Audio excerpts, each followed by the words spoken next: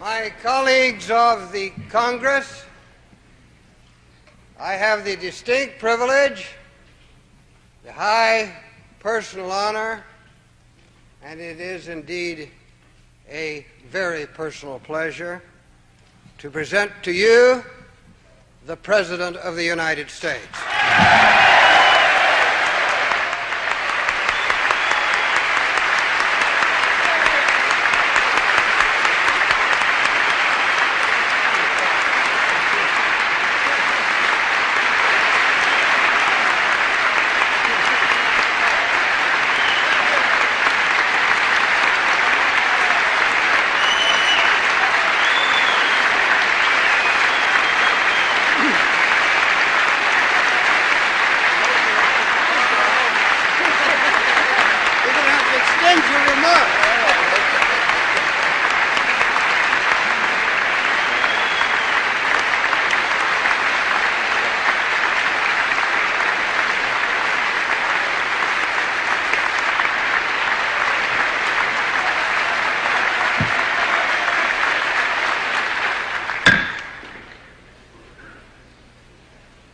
Mr. Speaker, Mr. President, distinguished guests, and my very dear friends.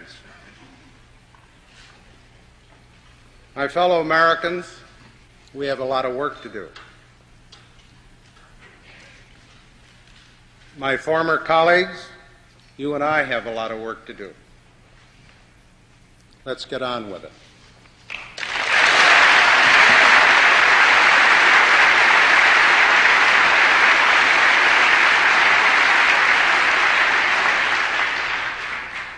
Needless to say, I'm deeply grateful for the wonderfully warm welcome. I can never express my gratitude adequately. I'm not here to make an inaugural address. The nation needs action, not words. Nor will this be a formal report of the State of the Union. God willing, I will have at least 3 more chances to do that.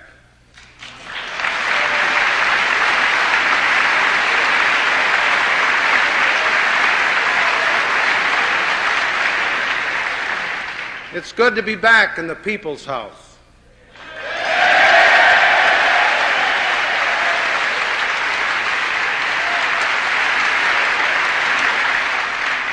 But this cannot be a real homecoming. Under the Constitution, I now belong to the executive branch. The Supreme Court has even ruled that I am the executive branch, head, heart, and hand.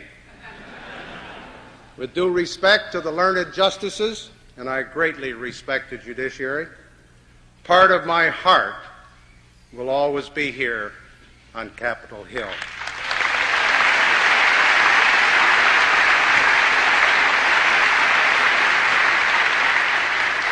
I know well the co-equal role of the Congress in our constitutional process.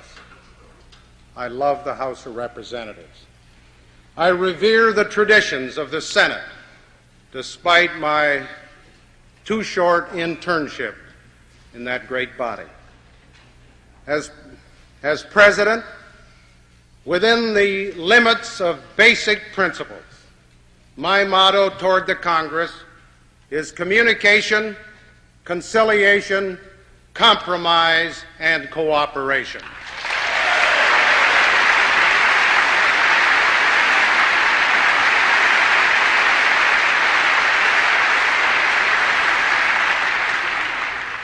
This Congress, unless it's changed, I am confident confident will be my working partner as well as my most constructive critic. I'm not asking for conformity. I'm dedicated to the two-party system, and you know which party I belong to. I do not want a honeymoon with you. I want a good marriage.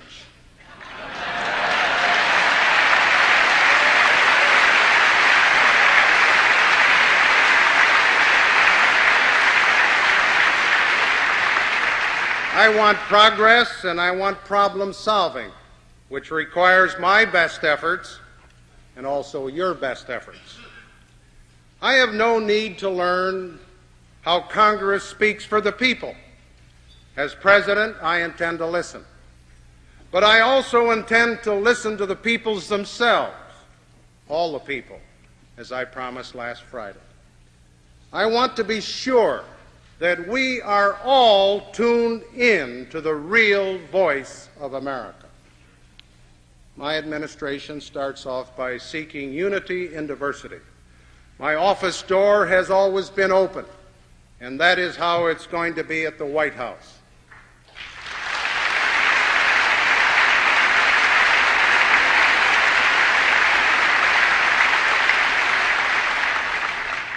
Yes, congressmen will be welcome if you don't overdo it.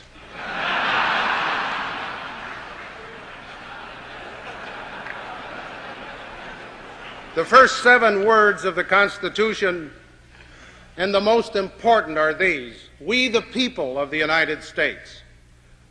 We, the people, ordained and established the Constitution and reserved to themselves all powers not granted to federal and state government. I respect and will always be conscious of that fundamental rule of freedom. Only 8 months ago, when I last stood here, I told you I was a Ford, not a Lincoln. Tonight, I say, I'm still a Ford, but I'm not a Model T.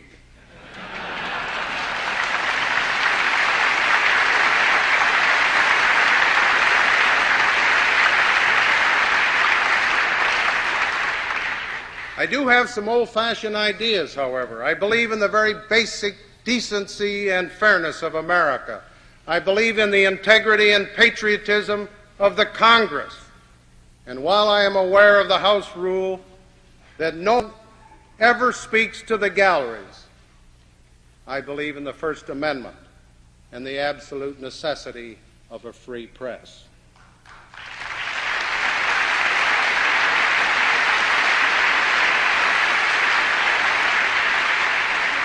But I also believe that over 2 centuries since the First Continental Congress was convened, the direction of our nation's movement has been forward.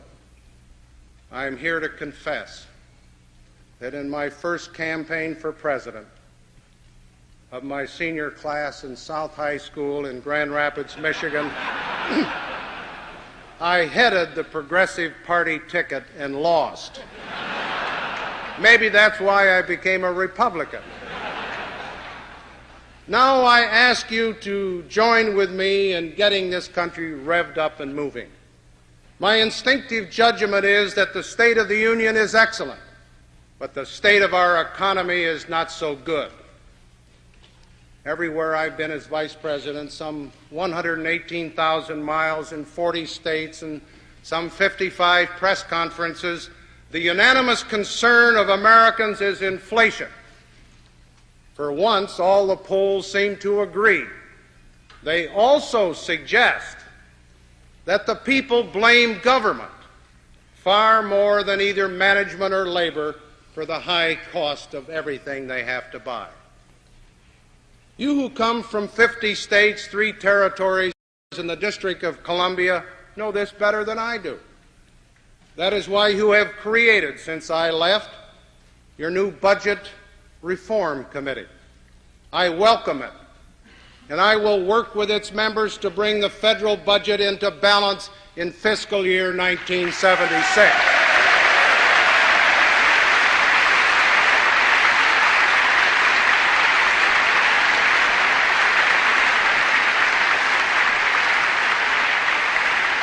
The fact is that for the past 25 years that I had the honor of serving in this body, the federal budget has been balanced in only 6. Mr. Speaker, I'm a little late getting around to it, but confession is good for the soul. I have sometimes voted to spend more taxpayers' money for worthy projects in Grand Rapids, Michigan, while I vigorously opposed wasteful spending boondoggles in Oklahoma.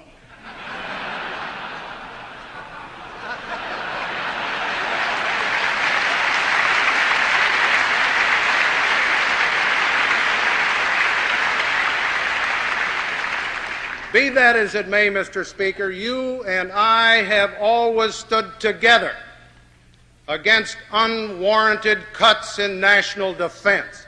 This is no time to change that nonpartisan policy.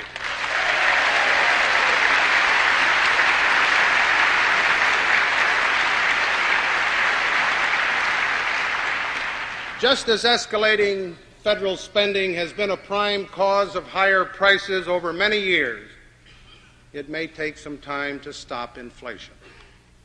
But we must begin right now.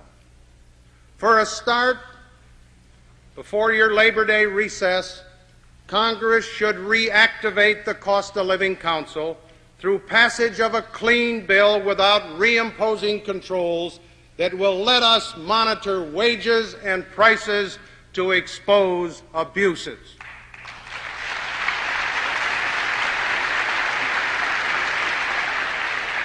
Whether we like it or not, the American wage earner and the American housewife are a lot better economists than most economists care to admit.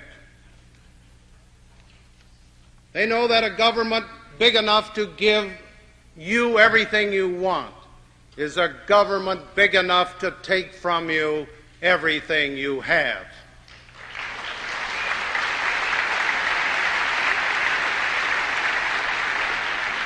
If we want to restore confidence in ourselves as working politicians, the first thing we all have to do is to learn to say no. The first specific request by the Ford administration is not to Congress, but to the voters in the upcoming November elections. It is this, very simple. Support your candidates, congressmen and senators, Democrats or Republicans, conservatives or liberals, who consistently vote for tough decisions to cut the cost of government, restrain federal spending, and bring inflation under control.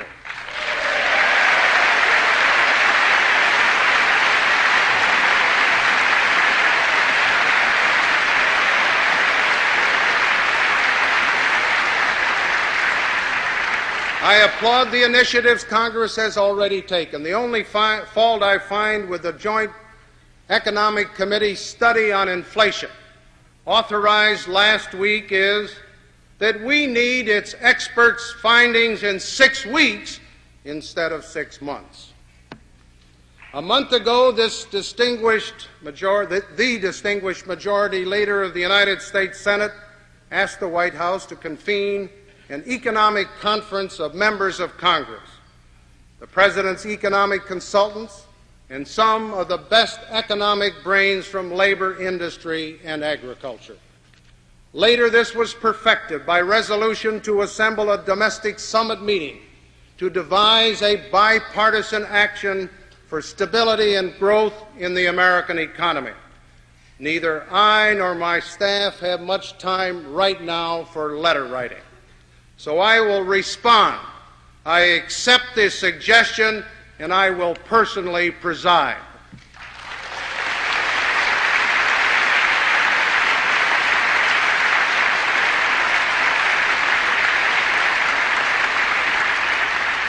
Furthermore, I propose that this summit meeting be held at an early date, in full view of the American public. They are as anxious as we are to get the right answers.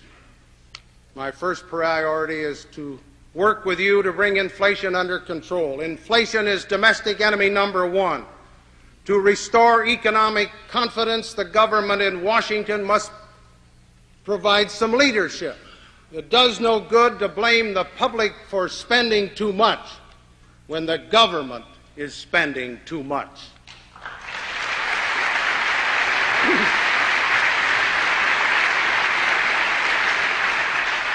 I began to put my administration's own economic house in order starting last Friday. I instructed my cabinet officers and counselors and my White House staff to make fiscal restraint their first order of business and to save every taxpayer's dollar. The safety and genuine welfare of our great nation will permit.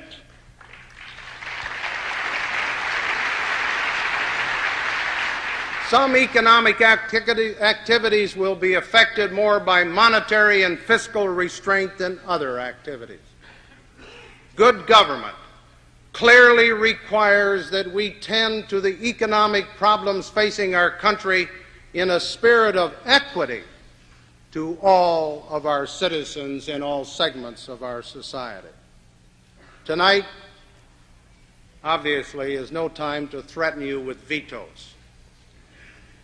But I do have the last recourse, and I'm a veteran of many a veto fight right here in this great chamber. Can't we do a better job by reasonable compromise? I hope we can.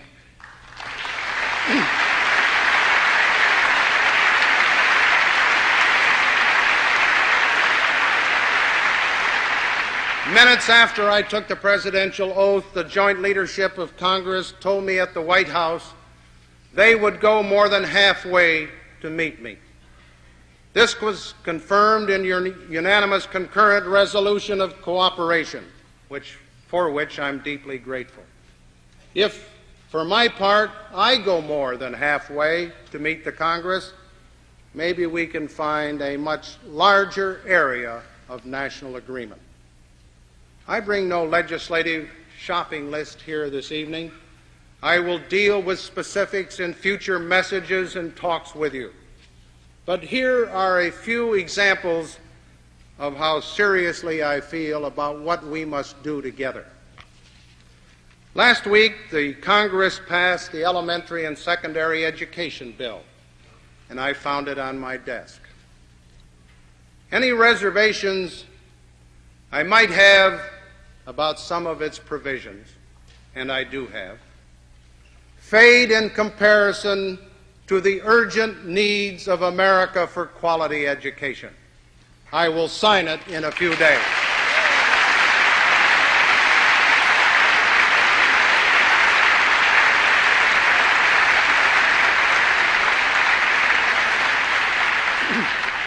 I must be frank.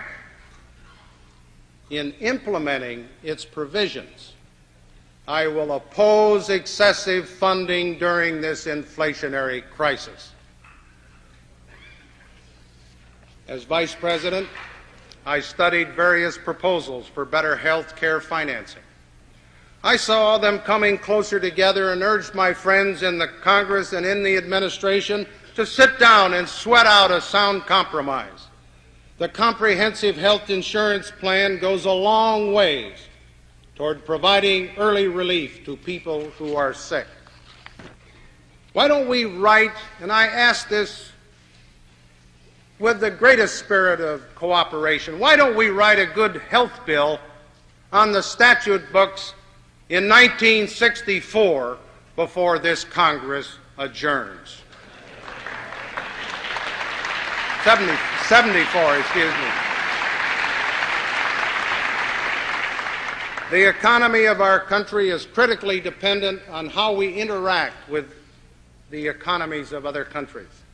It is little comfort that our inflation is only a part of a worldwide problem, or that American families need less of their paychecks for groceries than most of our foreign friends. As one of the building blocks of peace, we have taken the lead in working toward a more open and a more equitable world economic system. A new round of international trade negotiations started last September among 105 nations in Tokyo. The others are waiting for the United States Congress to grant the necessary authority to the executive branch to proceed. With modifications, the trade reform bill passed by the House last year would do a good job.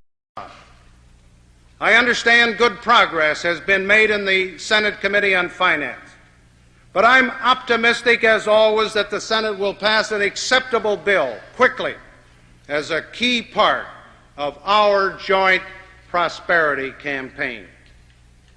I'm determined to expedite other international economic plans.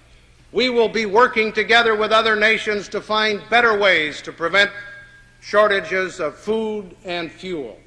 We must not let last winter's energy crisis happen again. I will push project independence for our own good and the good of others. In that, too, I will need your help. Successful foreign policy is an extension of the hopes of the whole American people for a world of peace and orderly reform and orderly freedom. So I would say a few words to our distinguished guests from the governments of other nations, whereas at home it is my determination to deal openly with allies and adversaries. Over the past 5.5 years in Congress as Vice President, I have fully supported the outstanding foreign policy of President Nixon.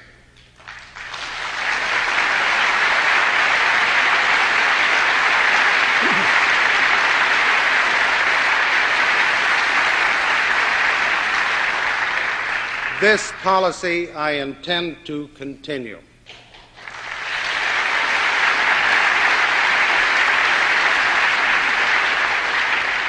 Throughout my public service, starting with wartime naval duty under the command of President Franklin D. Roosevelt, I have upheld all our presidents when they spoke for my country to the world. I believe the Constitution commands this. I know that in this crucial area of international policy I can count on your firm support. Now let there be no doubt or any misunderstanding anywhere, and I emphasize anywhere. There are no opportunities to exploit, should anyone so desire. There will be no change of course, no relaxation of vigilance, no abandonment of the helm of our ship of state as the watch changes.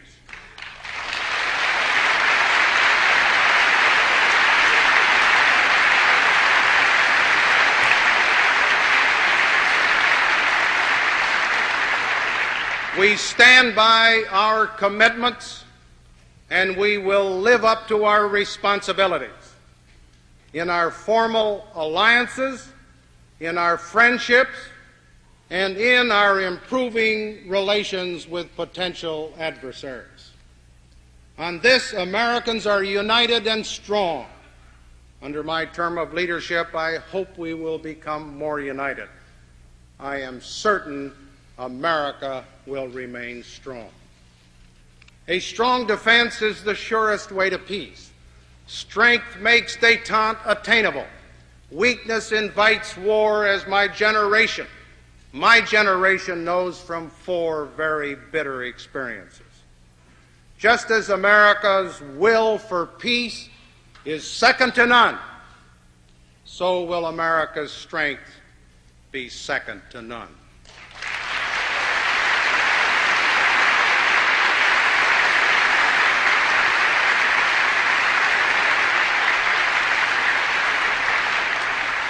We cannot rely on the forbearance of others to protect this nation. The power and diversity of the armed forces, active guard and reserve, the resolve of our fellow citizens, the flexibility in our command to navigate international waters that remain troubled, are all essential to our security. I shall continue to insist on civilian control of our superb military establishment. The Constitution plainly requires the President to be Commander-in-Chief, and I will be.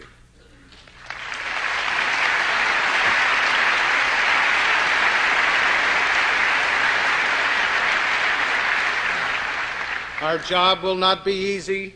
In promising continuity, I cannot promise simplicity.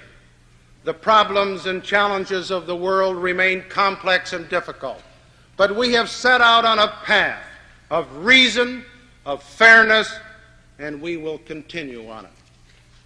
As guideposts on that path, I offer the following. To our allies of a generation in the Atlantic community and Japan, I pledge continuity in the loyal collaboration on our many mutual endeavors. To our friends and allies in this hemisphere, I pledge continuity in the deepening dialogue to define renewed relationships of equality and justice. To our allies and friends in Asia, I pledge a continuity in our support for their security, independence, and economic development. In Indochina, we are determined to see the observance of the Paris Agreement on Vietnam and the ceasefire and negotiated settlement in Laos. We hope to see an early compromise settlement in Cambodia. To the Soviet Union, I pledge continuity in our commitment to the course of the past 3 years. To our two peoples and to all mankind, we owe a continued effort to live where possible, to work together in peace, for in a thermonuclear age, there can be no alternative to a positive and peaceful relationships between our nations.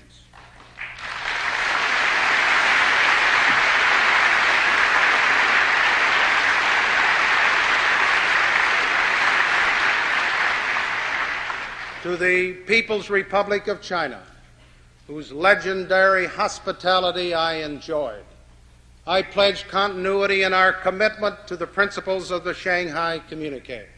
The new relationship built on those principles has demonstrated that it serves serious and objective mutual interests and has become an enduring feature of the world scene. To the nations in the Middle East, I pledge continuity in our vigorous efforts to advance the progress which has brought hopes of peace to that region after 25 years as a hotbed of war. We shall carry out our promise to promote continuing negotiations among all parties for a complete, just, and lasting settlement. To all nations, I pledge continuity in seeking a common global goal, a stable international structure of trade and finance which reflects the interdependence of all peoples.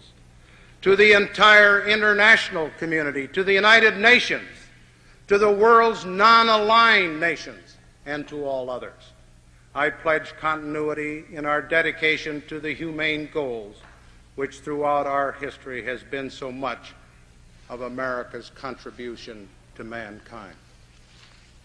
So long as the peoples of the world have confidence in our purposes and faith in our word, the age-old vision of peace on earth will grow brighter. I pledge myself unreservedly to that goal. I say to you in words that cannot be improved upon, let us never negotiate out of fear, but let us never fear to negotiate.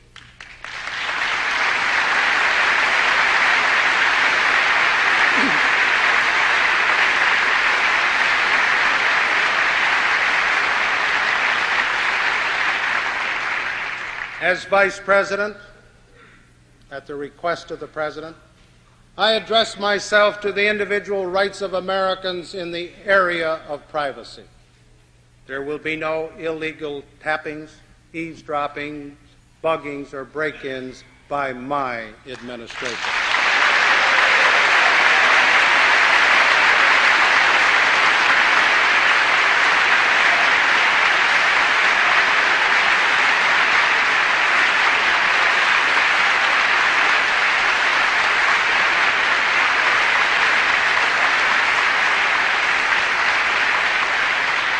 There will be hot pursuit of tough laws to prevent illegal invasion of privacy in both government and private activities.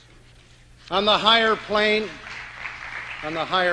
of public morality, there is no need for me to preach tonight.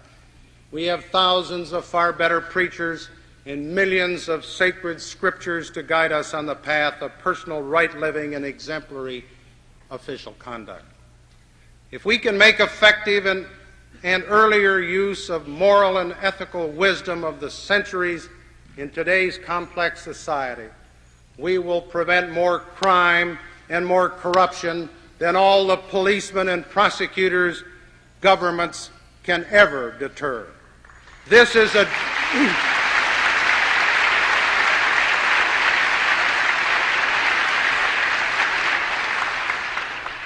if I might say so, this is a job that must begin at home, not in Washington.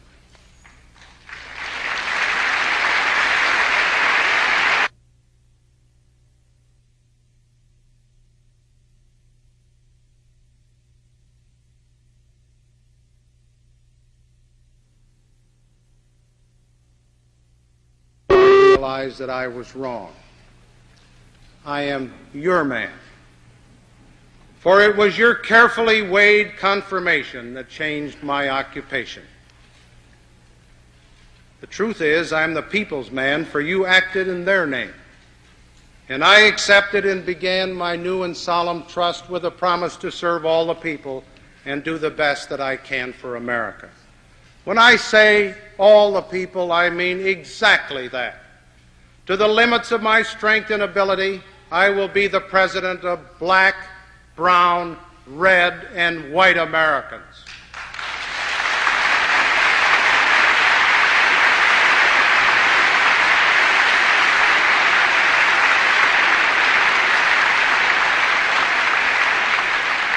Of old and young, of women's liberationists and male chauvinists, and all the rest of us in between, of the poor and the rich, of native sons and new refugees, of those who work at lays or at desks or in mines or in the fields, or of Christians, Jews, Muslims, Buddhists, and atheists, if there really are any atheists after what we've all been through. Fellow Americans, one final word. I want to be a good president. I need your help. I realize that I was wrong. I am your man. For it was your carefully weighed confirmation that changed my occupation. The truth is, I am the people's man, for you acted in their name.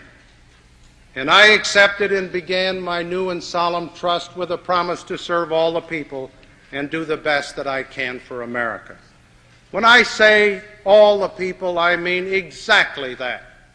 To the limits of my strength and ability, I will be the president of black, brown, red, and white Americans.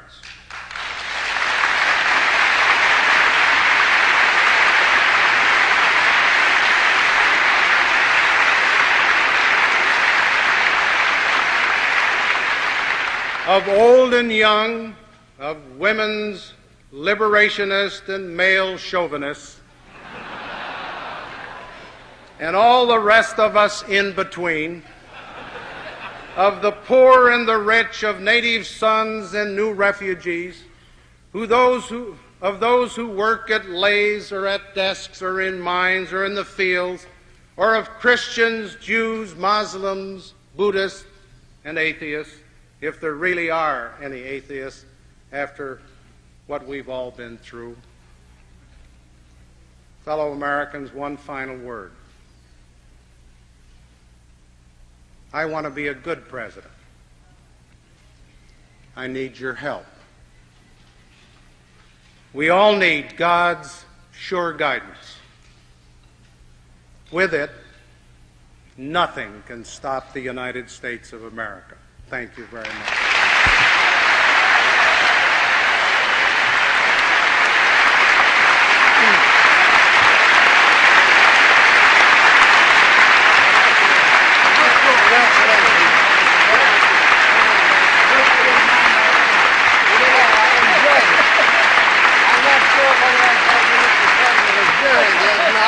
bothered me.